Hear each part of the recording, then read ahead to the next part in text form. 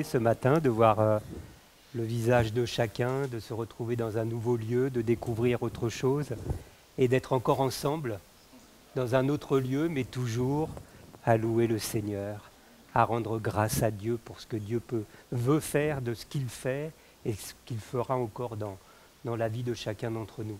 C'est vraiment un plaisir de partager ce moment avec vous. C'est vrai que l'Église mosaïque que nous représentons ce matin est amenée encore à connaître une nouvelle étape dans son développement, dans sa construction, dans sa croissance. C'est une nouvelle étape. C'est vrai qu'on a connu plusieurs étapes, hein. Les étapes s'enchaînent et c'est vrai que tout nouveau changement peut être finalement, ça dépend comment on regarde le changement. Vous savez, hein, c'est toujours comme ça, vous remarquerez, dans votre vie familiale, dans votre vie professionnelle, dès qu'il y a un changement, certains voient le changement comme un élément stimulant, une occasion de vivre quelque chose de différent. Et puis pour d'autres, le changement, c'est quelque chose d'inquiétant, quelque chose qui entraîne de l'angoisse, parce que finalement, au travers du changement, on rentre dans l'inconnu, on perd ses repères, on perd ses habitudes. Alors c'est vrai que certains peuvent peut-être se retrouver dans ces circonstances ce matin. Et puis à cela, encore un changement supplémentaire, à cela se rajoute le contexte dans lequel nous vivons actuellement. Qu'on le veuille ou non, on est dans un contexte qui est particulièrement anxiogène. C'est une réalité, hein. On peut être croyant, on peut bomber le torse, mais il n'empêche que l'environnement n'est pas bon en ce moment quand même. On voit bien ce qui se passe autour de nous. Ça fait maintenant 3 ans que ça dure, on vit crise sur crise. On a connu une crise sociale, on a connu la crise sanitaire, il y a une crise géopolitique. Maintenant, c'est une crise économique avec toutes sortes de choses qui arrivent autour de nous et qui, forcément, peuvent être amenées à un moment donné à nous perturber dans notre engagement, dans notre foi, dans notre confiance en Dieu. Et à côté de cela, en plus, c'est vrai qu'on vit dans un monde un peu particulier où la communication, sous toutes ses formes, finit par agir sur nos opinions. La communication, elle est faite pour ça d'ailleurs. La communication, elle agit sur nos opinions et elle agit sur nos croyances. Qu'on le veuille ou non, chacun d'entre nous, on est influencé par tout ce que nous entendons autour de nous. On est influencé par tous ces messages que nous recevons, les messages répétitifs des médias finissent par avoir un effet sur nos opinions et sur nos croyances. C'est une réalité. Nous voyons bien que le monde d'aujourd'hui a changé, que notre opinion, notre vision des choses a changé. Ce qu'il y a quelques années, nous voyons quelque chose comme étant le mal, comme étant pas bien pour la société, finalement, ces choses-là sont devenues banales maintenant. C'est devenu commun. Finalement, au fur et à mesure des messages que nous recevons, semaine après semaine, jour après jour, par les différents médias, nous voyons bien que la communication finit par modeler notre façon de voir la société et de l'accepter. Et donc, dans ce monde que nous vivons, avec le mode de fonctionnement qui est celui que l'on connaît au jour d'aujourd'hui, je pense qu'il est de plus en plus difficile de tenir ferme dans ses convictions. Il est de plus en plus difficile de tenir ferme dans ses convictions, parce que nous recevons toutes sortes d'informations contradictoires. Les canaux de communication sont tellement multiples que finalement, on a du mal à garder le cap dans cela. On est même dans un monde, je ne sais pas si on pouvait imaginer cela il y a quelques années, qu'on est dans un monde maintenant où il existe les fausses nouvelles, les fake news. C'est incroyable quand même d'imaginer que quelqu'un a eu cette idée-là de créer des fausses informations pour orienter les opinions dans une direction particulière. Vous remarquerez qu'également dans la société que nous connaissons aujourd'hui, désormais, il y a des influenceurs. Des influenceurs, tout simplement, qui sont là uniquement pour manipuler les personnes qui les suivent et qui vont les orienter dans la direction qu'ils veulent pour avoir tel engagement, telle position. On va faire acheter des choses à ces personnes-là tout simplement parce qu'elles les suivent et elles vont simplement profiter de la naïveté des personnes qui les suivent. Et donc, par conséquent, je pense que face à tout ce contexte qui est le nôtre, en tant que chrétien, en tant que disciple de Christ, en tant qu'enfant de Dieu, l'enjeu est de garder le cap. Comment garder le cap? Parce que dans ce contexte particulier, le risque est bien de faire naufrage par rapport à la foi. Croyez pas que cela est nouveau. Lorsqu'on lit la Bible, lorsque Paul s'adresse à son jeune frère Timothée, il lui donne des recommandations. Il le met en garde.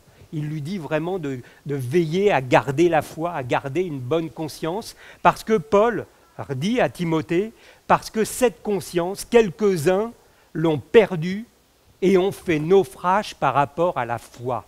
Le risque dans le contexte que nous vivons aujourd'hui est de faire naufrage par rapport à la foi, frères et sœurs. Ne croyons pas que nous sommes au-dessus de tout cela. Tout ce qui se passe autour de nous a une influence sur ce que nous croyons, sur notre engagement, sur notre détermination à suivre Christ. Tout ce qui se passe autour de nous a des conséquences sur cela. Du temps de Paul, Paul le dit dans les Épîtres, certains ont fait naufrage. Il dit même que certains se sont retirés, se sont perdus par amour du siècle présent. Il parlait de Démas, mais il cite bien d'autres frères encore qui ont fait naufrage. Donc faisons attention à notre position. Et Dieu a tout à fait conscience de cela. Puisque dans les Épîtres, dans l'Épître aux Éphésiens, il nous est même dit que Dieu a donné des ministères à l'Église. Pourquoi Dieu a-t-il donné des ministères à l'Église ? Tout simplement, les choses sont précisées, afin que nous ne soyons pas des enfants flottants, emportés à tout vent de doctrine par la tromperie des hommes et par leur ruse, par les moyens de séduction. Le risque était donc là. Dieu a tout à fait conscience que nous pouvons faire naufrage. Et combien d'églises dans l'histoire de l'Église ont fait naufrage ? Parce que le contexte n'était pas favorable, parce qu'ils ont été entraînés par des doctrines qui n'étaient pas la véritable doctrine, la saine doctrine. Nous sommes véritablement dans cette période où nous devons véritablement savoir sur quoi repose notre foi. Frères et sœurs, il est très important que nous sachions sur quoi repose notre foi. Dans un contexte aussi compliqué, si nous voulons voir notre vie spirituelle se développer, si nous voulons voir notre Église grandir, nous devons savoir sur quoi repose notre foi. Notre foi, elle doit reposer sur des fondements solides, des fondements qui ne pourront pas être bousculés selon l'environnement favorable ou pas. C'est cela que cela veut dire. Donc en fait, nous, souvent, vous savez, on est très sensible à tout ce qui se passe autour de nous. Souvent, on est dans des lieux de culte et on sent des choses. Faisons attention à tous ces sentiments, à toutes ces choses que nous ressentons, parce que notre foi doit reposer sur des choses solides. Elle ne doit pas reposer sur l'opinion du plus grand nombre. Elle ne doit pas reposer sur l'importance, l'influence, la vitalité de notre Église, sur nos ressentis. Notre foi ne doit pas reposer sur cela.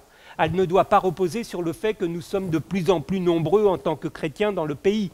Ce n'est pas sur cela que notre foi doit reposer. Autrement, nous allons être ballottés et nous allons être balayés rapidement. Rapidement.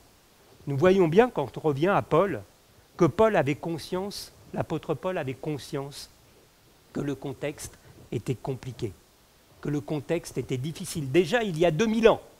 Alors imaginez comment le diable a agi pendant tout ce temps-là dans le monde. Il est agissant toujours. Et déjà dans ce temps, donc Paul prévenait Timothée, il lui disait que les temps à venir allaient être difficiles, que les gens allaient être égoïstes, aimant l'argent, vantards, prétentieux, qu'ils seront injurieux à l'égard de Dieu, qu'ils seront cruels. Toutes ces choses, nous le voyons encore aujourd'hui. Encore pire, je pense que les choses se sont encore développées et amplifiées.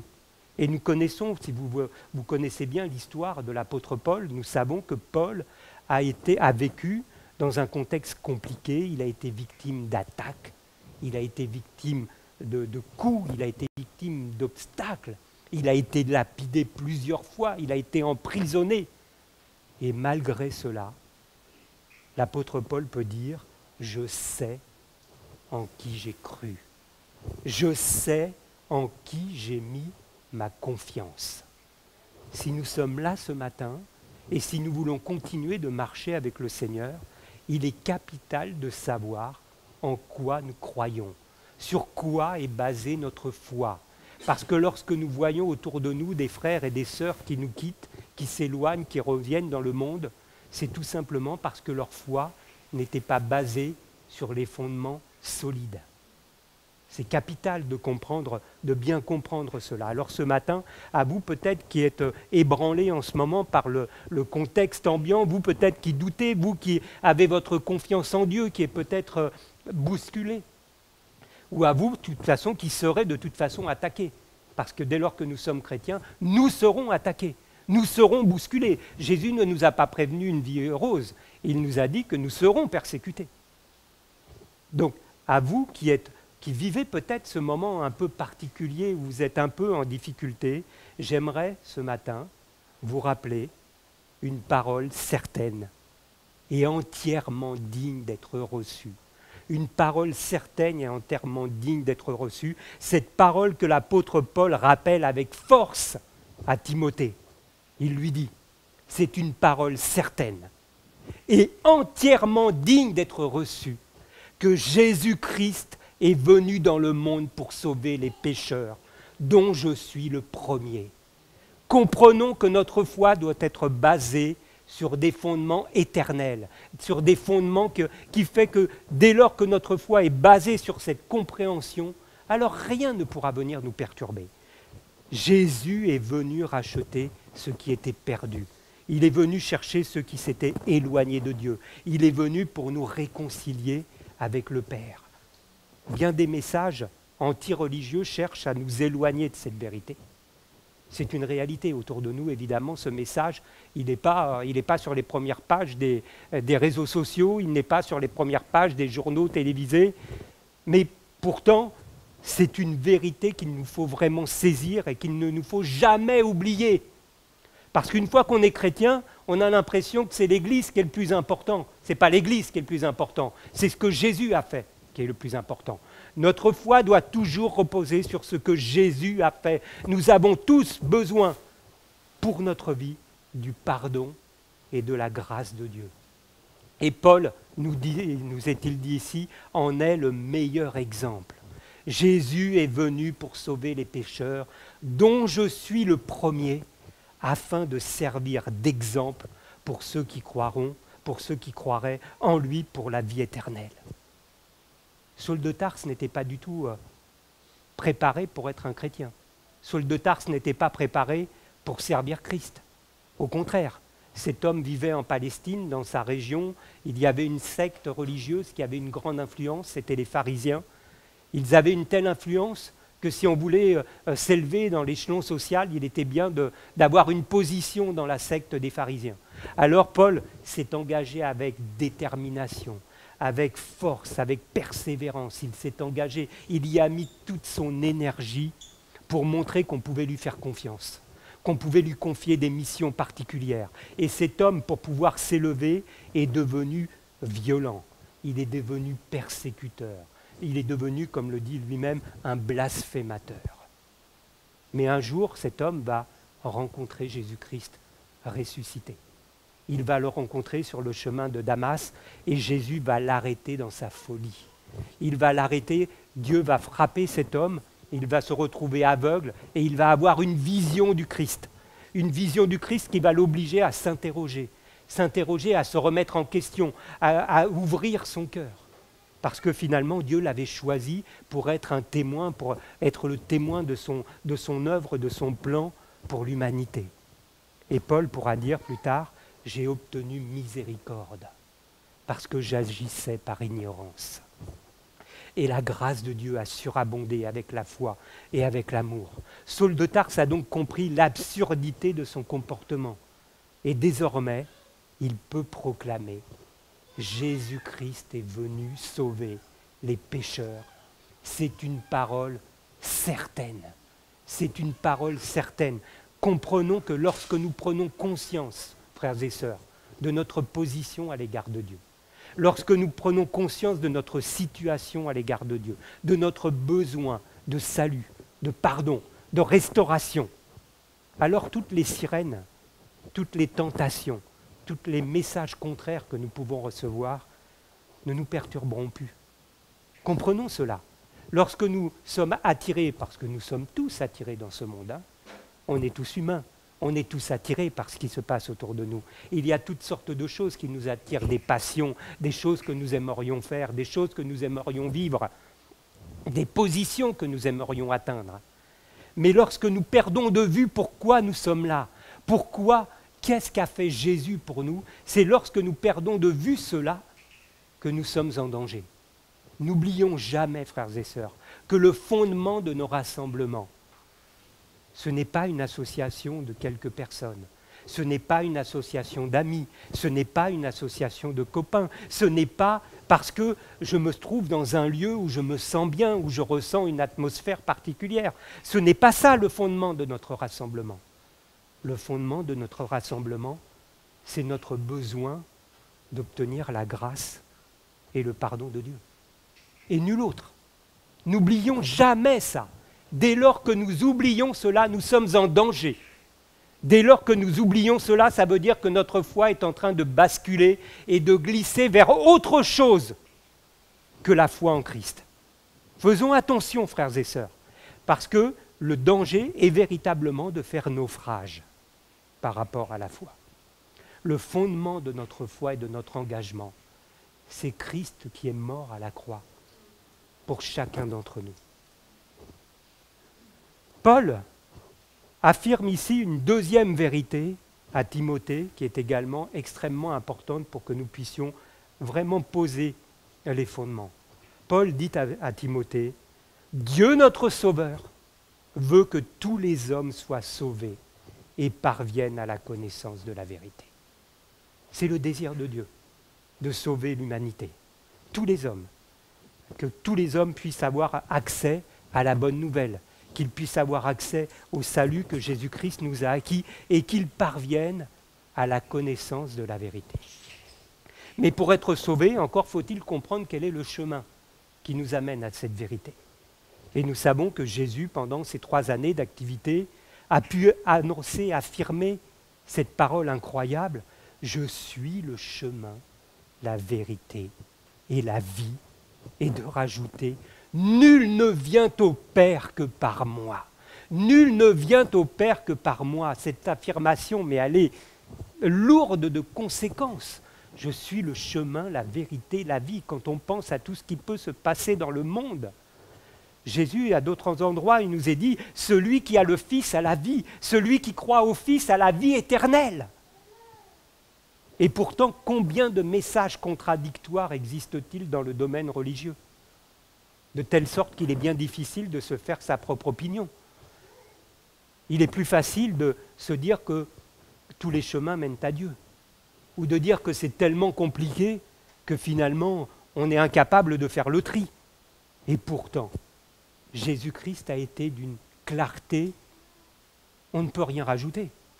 Je suis le chemin, la vérité, la vie. Nul ne vient au Père que par moi. Jésus-Christ a été très clair à nous d'écouter son message, à nous de l'observer dans la vie de ceux qui se confient en lui. Et Paul, donc, justement, a rencontré ce Jésus, a rencontré Jésus-Christ sur le chemin de Damas. Il a compris son erreur et que va-t-il dire ? Il va tout simplement s'adresser à Jésus. « Que veux-tu que je fasse ?» Et plus tard, il peut donc affirmer, donc dans cette épître, toujours à Timothée, à son jeune frère, il peut lui dire « Il n'y a qu'un seul Dieu et un seul médiateur entre Dieu et les hommes, qui s'est donné lui-même pour rançon pour tous, qui s'est donné lui-même en rançon pour tous. Il y a un seul médiateur, tout simplement parce qu'un seul a payé la rançon. Un seul est mort à notre place. Personne d'autre n'est mort à notre place. Il y a toutes sortes de religions, mais un seul est mort à notre place. Et pour autant, nous serons tous amenés un jour ou l'autre à passer en jugement devant Dieu. Mais Jésus a payé à ma place. Jésus a déjà payé la rançon. Il a obtenu ma rédemption, il a obtenu mon rachat. Il a même obtenu ma réconciliation. Il est le seul à s'offrir à ma place et à me préparer une place auprès du Père. C'est vrai que dans le monde que nous connaissons, il existe toutes sortes de philosophies qui peuvent peut-être donner un sens à notre vie. Il y existe toutes sortes de religions qui peuvent nous apporter peut-être une certaine paix, une certaine sérénité. Mais comme le dit Paul, il n'y a qu'un seul médiateur entre Dieu et les hommes. Et encore, a-t-il rajouté plus loin, il n'y a de salut en aucun autre, car il n'y a sous le ciel aucun autre nom qui était donné parmi les hommes par lequel nous devions être sauvés. Il n'y a qu'un seul chemin, frères et sœurs, car un seul est mort à notre place, Jésus-Christ, Jésus-Christ ressuscité, Jésus-Christ toujours vivant, assis à la droite du Père, Jésus qui agit en notre faveur, ce Jésus avec lequel nous pouvons établir une relation quotidienne, une véritable relation avec lui. C'est ça, les fondements de notre foi. Ce n'est pas autre chose. Ce n'est pas tout ce qui peut se passer, peut-être des choses qui nous plaisent, des choses qui nous font plaisir, mais le fondement de notre foi, si nous ne voulons pas faire naufrage à un moment donné, c'est Jésus est venu pour sauver les pécheurs, dont je suis le premier. Et il n'y a qu'un seul médiateur entre Dieu et les hommes. Et c'est sur cette base que nous allons pouvoir développer notre foi. C'est sur cette base que nous allons pouvoir développer notre relation avec Dieu. Parce que notre relation avec Dieu ne s'arrête pas là. Paul, toujours dans la même épître, affirme une troisième vérité à Timothée. Une troisième vérité où il lui dit tout simplement « Exerce-toi à la piété ». La piété est utile à tout. Elle a les promesses de la vie présente et à venir. Elle a les promesses de la vie présente et à venir. C'est là une parole certaine et entièrement digne d'être reçue. La même expression qu'il a employée tout à l'heure. C'est là une parole certaine et entièrement digne d'être reçue. Exerce-toi la piété. C'est vrai que dans le monde que nous vivons, nous pouvons rechercher la richesse, nous pouvons rechercher la gloire, nous pouvons rechercher les honneurs. Le monde nous amène à aller dans cette direction. Tout ce qui est fait autour de nous, toute la communication est faite à nous emmener dans cette direction. Mais si nous allons dans cette direction, nous allons rater la cible. Nous allons rater notre vie. Parce que nous sommes venus dans le monde avec rien et nous quitterons ce monde avec rien. Nous quitterons ce monde, comme nous dit la parole, nous le quitterons nu. Même Paul avertit Timothée en lui disant « Attention, ceux qui veulent s'enrichir tombent dans un piège. » Prenons garde à toutes ces attirances, à toutes ces tentations qui sont autour de nous. Par contre, Paul peut dire à Timothée, la piété avec le contentement est une grande source de gain. La piété. Qu'est-ce que c'est la piété? Qu'est-ce que cela veut dire lorsque Paul exprime cette idée-là? La piété, c'est notre attachement à Dieu. C'est notre attachement à rechercher, le désir de rechercher sa présence, le désir de lui plaire. Est-ce que dans notre vie, nous avons cette pensée de vouloir plaire à Dieu, par notre attitude, par notre comportement, par nos paroles? Est-ce que nous cherchons à plaire à Dieu ou est-ce que nous cherchons à plaire aux hommes? Vous savez qu'on a aussi cette pensée dans la parole de Dieu. Hein. Paul dit, moi, je ne suis pas là pour plaire aux hommes. Est-ce que notre désir, c'est de plaire à Dieu? Est-ce que notre désir, c'est de passer du temps avec Dieu pour apprendre à le connaître? Apprendre à connaître notre Dieu. Nous parlons beaucoup de Dieu. Nous avons beaucoup de paroles qui sont prononcées de la bouche. Mais est-ce que nous passons du temps à chercher à connaître notre Dieu, à connaître notre Seigneur, à comprendre sa volonté pour nos vies, à méditer sa parole, à être à l'écoute de sa voix, de son conseil, de sa prière, dans la prière?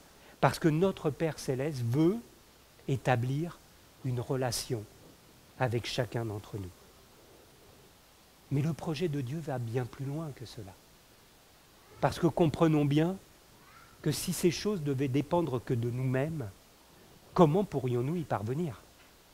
Comment pourrais-je plaire, moi, à Dieu, pécheur que je suis, comme chacun d'entre nous?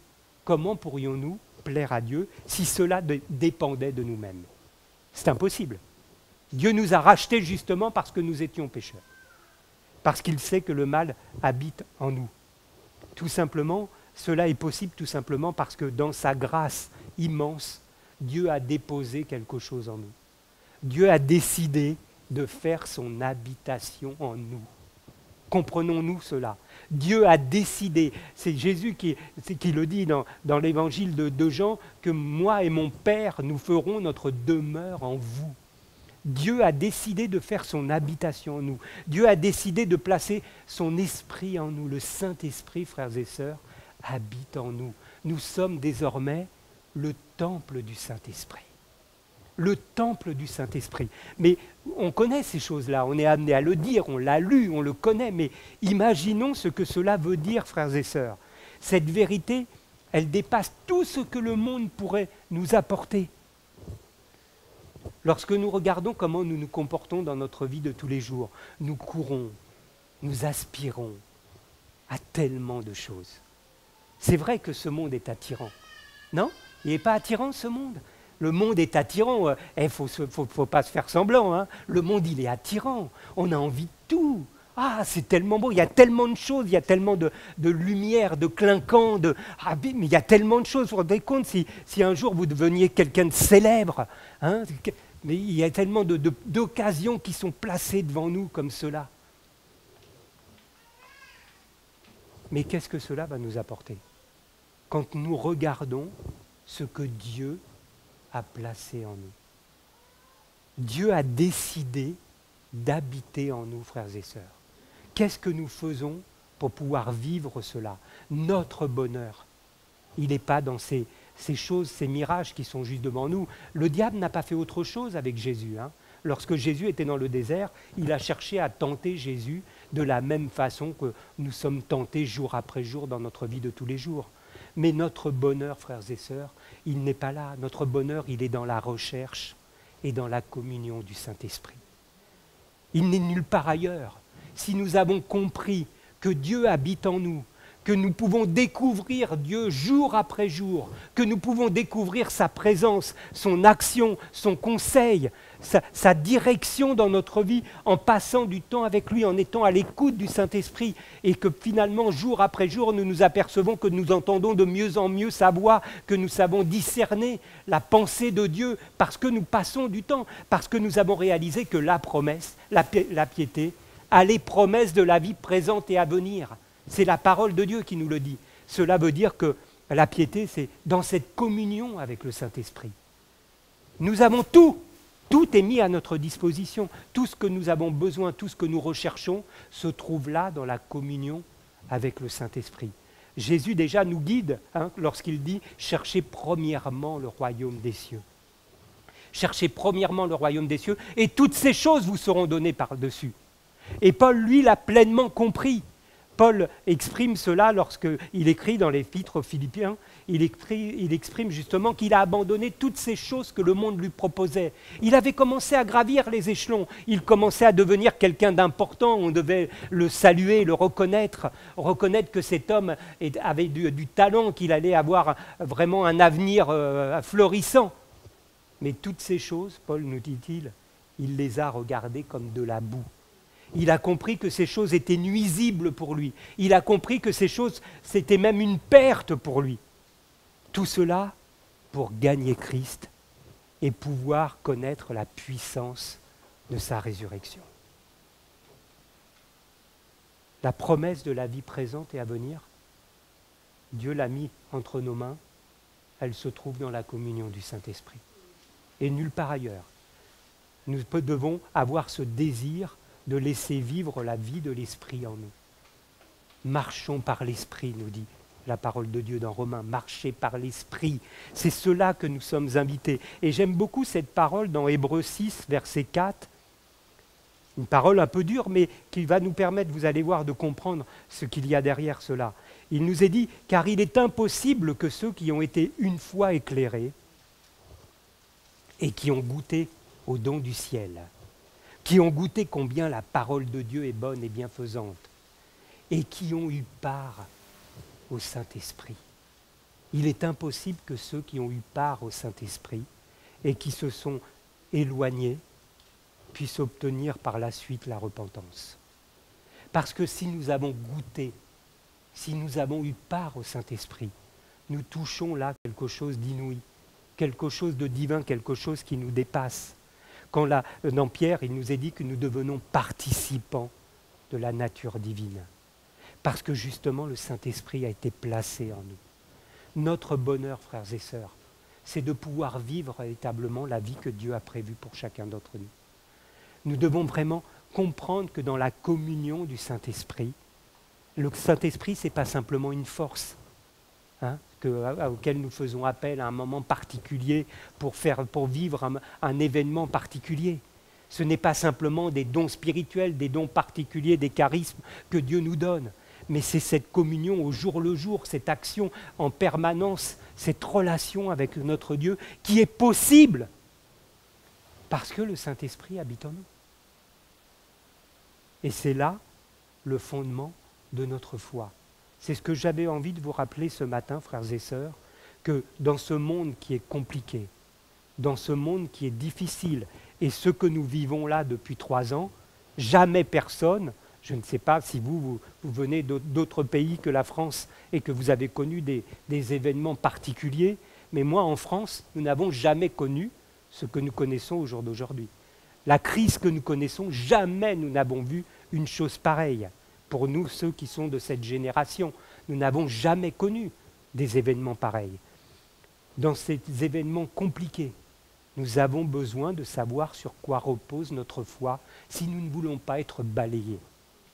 Et notre foi, elle repose sur ces paroles certaines que exprime ici Paul, ces paroles certaines, dignes d'être entendues, d'être reçues, d'être mises en pratique. Jésus-Christ est venu dans le monde pour sauver les pécheurs, dont je suis le premier. Nous sommes tous pécheurs, frères et sœurs. Jésus est venu dans le monde pour nous sauver. Il n'y a pas de doute à avoir dans cela. Paul rajoute, et il n'y a qu'un seul médiateur. Un seul, il n'y a pas d'autre chemin. Il n'y a pas à aller chercher ailleurs. Il n'y a pas d'autre chose qui va... Vous pouvez être attiré par une autre philosophie à l'extérieur. Elle ne vous mènera à rien. Il n'y a qu'un seul médiateur entre Dieu et les hommes, parce qu'un seul a payé et a donné sa vie pour nous racheter. Et si nous avons compris cela, alors nous pouvons rentrer dans le plan de Dieu. Alors nous pouvons rentrer dans ce que Dieu a prévu comme relation avec chacun d'entre nous.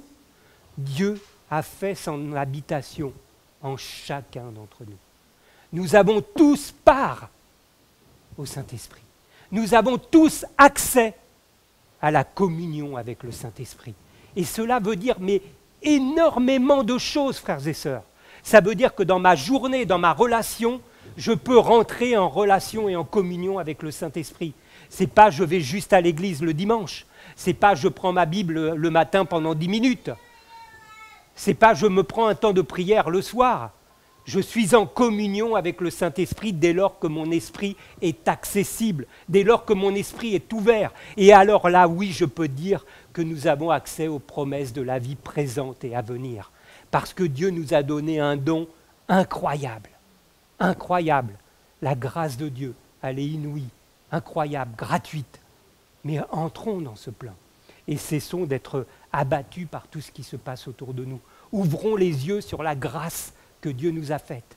Parce que cette grâce, en plus, Jésus nous dit, je suis parti vous préparer une place. Même lorsque nous en aurons fini avec cette terre, avec ces soucis d'ici-bas, nous allons être là avec le Seigneur.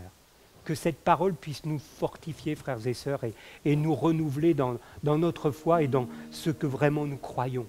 Je sais en qui j'ai cru, pouvait dire Paul. Je sais en qui j'ai cru. Je sais en qui j'ai mis ma confiance. Ah, le monde chavire. Le monde cherche à m'effrayer. Le monde cherche à m'étirer. Mais moi, je sais en qui j'ai cru. Amen. Alléluia. Seigneur, je veux te rendre grâce pour ta parole, Seigneur. Merci encore pour la beauté de ta parole. Merci pour la beauté de ton plan. Merci pour la grâce, l'amour, la miséricorde dont tu nous témoignes, Seigneur. Que dire devant ces choses, Seigneur, que nous ne sommes que de pauvres pécheurs, Seigneur. Jésus, tu es venu dans le monde pour sauver des pécheurs dont je suis le premier, Seigneur. Mais je veux te rendre grâce et te remercier, Seigneur, pour l'œuvre de la croix. Te remercier pour l'œuvre de Jésus, Seigneur, pour cette action encore qu'il accomplit à mon égard. égard et à l'égard de chacun de mes frères et sœurs. Mais encore plus, Seigneur, je veux te rendre grâce et te remercier pour le Saint-Esprit que tu as placé dans ma vie, Seigneur. Pour le Saint-Esprit que tu as placé dans la vie de chacun de mes frères et sœurs, Seigneur.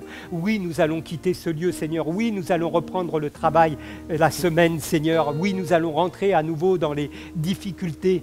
Mais je sais que tu es avec moi, Seigneur. Et si tu es avec moi, Seigneur, que peut-il se passer, Seigneur? Que peut-il m'arriver de grave si tu es avec moi?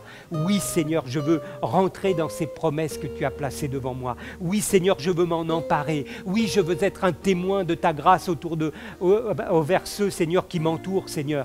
Parce que les têtes se baissent, Seigneur. Les fronts se baissent devant les difficultés que nous rencontrons. Mais nous, Seigneur, nous pouvons relever la tête parce que nous savons en qui nous avons cru. Je veux te rendre grâce, je veux te louer, je veux te bénir, Seigneur. Merci, mon Dieu. Amen. Allez.